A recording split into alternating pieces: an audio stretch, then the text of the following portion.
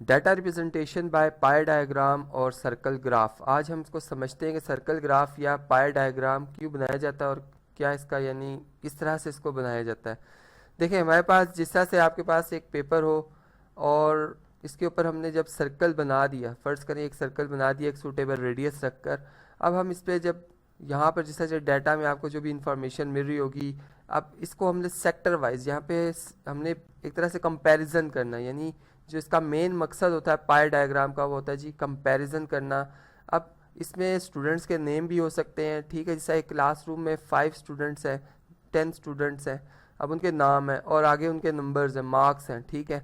और हम ये चाहते हैं कि उनके मार्क्स को मैं सर्कल ग्राफ से या पाई डायग्राम से देखूं कि कौन सा स्टूडेंट जो है वो सबसे ज़्यादा मार्क्स ले रहा है, ठीक है। अब जिस तरह से अगर हम इस पाई डायग्राम की बात करें तो इसमें एकदम से पता चल रहा है कि जो बीएससी बीएड है इसकी स्ट्रेंथ सबसे ज़्यादा, यानी इसका सेक्टर सबसे ज़्यादा है, ठीक है। अब इसी तरह से उससे कम कौन सा है उसकी वैल्यू हम देख सकते हैं, या सबसे जो कम वैल्यू है वो कौन से पोर्शन में आ रही है, वो जैसे कि हम देख रहे हैं एफ में है या जो हमारे पास एम में बनता है, ठीक है। इसमें दोनों इन दोनों में एक जैसी यानी फ्रीक्वेंसी है या एक तरह का एरिया आ रहा है। अब ये हम बनाते कैसे हैं, अब हम इस पर बात करते हैं कि बेसिकली जब आप एक सर्कल बना लेते हैं और उसका एक यानी आपने एक रेडियल सेगमेंट स्टार्टिंग पे बनानी होती है, तो रेडियल सेगमेंट में सपोज इस तरह से करता हूँ कि मेरे पास जो पहली रेडियल सेगमेंट थी जहाँ से मैंने पाई ग्राफ यानी पाई डायग्राम या जिसको हम कहते हैं जी सर्कल ग्राफ स्टार्ट किया बनाना, वो ये थी, ठीक है। अब ये हमारे पास जो पॉइंट है सर्कल का सेंटर, इसको चले एक नाम किसी ओ पॉइंट से हम इसको शो कर देते कि ये ओ पॉइंट है, ठीक है। अब हम क्या करते हैं कि यहाँ पर चूँकि हम रोटेशन एंटी क्लॉकवाइज भी ले सकते हैं, क्लॉकवाइज भी ले सकते हैं। मैंने यहाँ पर जो रोटेशन रखी हैं, जो सेक्टर्स बनाए हैं, वो बेसिकली मैंने क्लॉकवाइज रखे हुए हैं, ठीक है।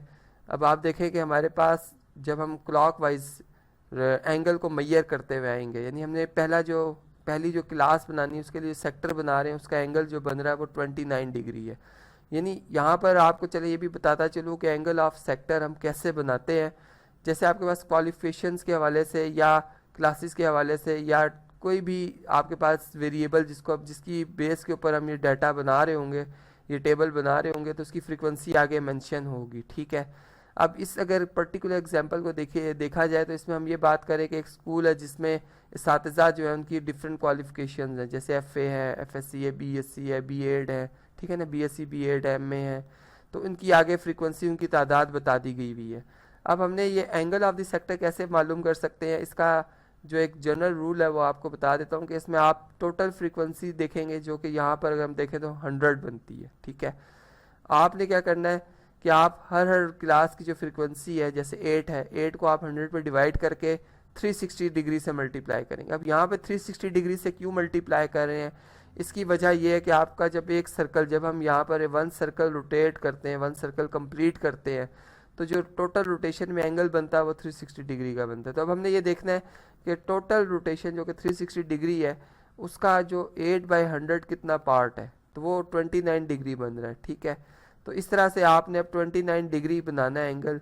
अब मैंने आपको बताया था कि आपने रेडियल सेगमेंट जब ड्रॉ कर ली है तो इस रेडियल सेगमेंट को थोड़ा सा आप एक्सटेंड करेंगे, यानी इतना, यानी इसको आप यहाँ तक ले आए ताकि अब हम डी को आसानी के साथ इसके ऊपर रख सकें और उससे एंगल मेजर कर सकें, यानी प्रोटेक्टर जो आप जानते ही हैं। अब प्रोटेक्टर को आपने रखना है किस तरह से कि प्रोटेक्टर में एक वर्टेक्स होता है जो कि आपको वहाँ प्रोटेक्टर में नज़र आ जाएगा। आपने उस प्रोटेक्टर को, उस वर्टेक्स को जिसको हम ओ से रिप्रेजेंट कर रहे होते हैं, उसको आपने सेंटर ऑफ द सर्कल के ऊपर रखना है और जो लाइन है उस प्रोटेक्टर की वो एग्जैक्ट रेडियल सेगमेंट के ऊपर आनी चाहिए, ठीक है। तो डी की जो पोजीशन होगी कुछ इस तरह से होगी, ठीक है। आप देखेंगे कि बिल्कुल यहाँ पर इसके सामने 90 का एंगल बन रहा है। अब आपने 0 से स्टार्ट करते हुए, यानी जहाँ पर 0, 10, 20 यहाँ से आप स्टार्ट करते हुए आएंगे, तो जब आप देखेंगे कि यहाँ पर 29 डिग्री मैयर हो जाता है, आप यहाँ पे एक मार्क लगा देंगे इस तरह से, ठीक है, डॉट लगा देंगे। और अब इस डॉट को इस सर्कल के जो हमारे पास सेंटर है इससे मिलाते हुए एक आपने क्या कर देनी है, रेडियल सेगमेंट ड्रॉ कर देनी है। इस तरह से पहला सेक्टर कंप्लीट हो जाएगा, ठीक है। यही प्रोसेस अब आपने रिपीट करना है सेकंड सेक्टर के लिए, यानी यहाँ पर जब आप फर्स्ट सेक्टर बना चुके होंगे 29 डिग्री, अब आपकी जो फाइनल रेडियल सेगमेंट है वो ये है, ठीक है, जो कि यहाँ पर मैं मेंशन कर रहा हूँ, इसको मैं ओपी से रिप्रेजेंट कर देता हूँ। अब आपने इसी रेडियल सेगमेंट को डॉटेड लाइन में एक्सटेंड कर देना है बैक साइड पे, ताकि आप डी को ओ पॉइंट के ऊपर ज़रा बेहतर अंदाज में रख सकें। अब जब यहाँ पर आप इसको रखेंगे डी की पोजीशन इस तरह से होगी।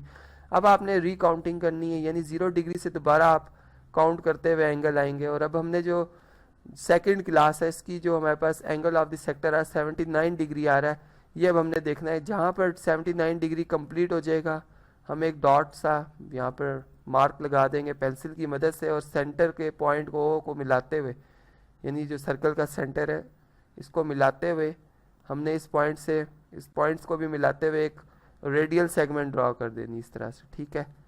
तो ये लाइन थोड़ी सी यहाँ से ज़रा इसको हम प्रॉपर बनाते हैं इस तरह से। अब आप इसको ड्रॉ करेंगे तो ये आपके पास सेक्टर यानी सेकंड सेक्टर आ जाएगा, जिसको मैंने एफएससी से यहाँ पर मेंशन किया हुआ है, ठीक है।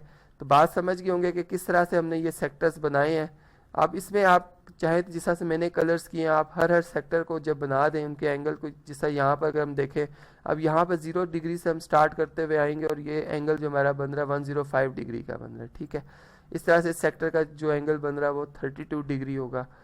तो आप बात समझ गए होंगे कि आप एंगल्स को भी यहाँ पर मेंशन कर सकते हैं, और क्लासेस जिस वेरिएबल के हिसाब से, यानी यहाँ पर सबने एफ ए को रिप्रेजेंट किया तो मैंने इसके सेक्टर में एफ ए लिख दिया।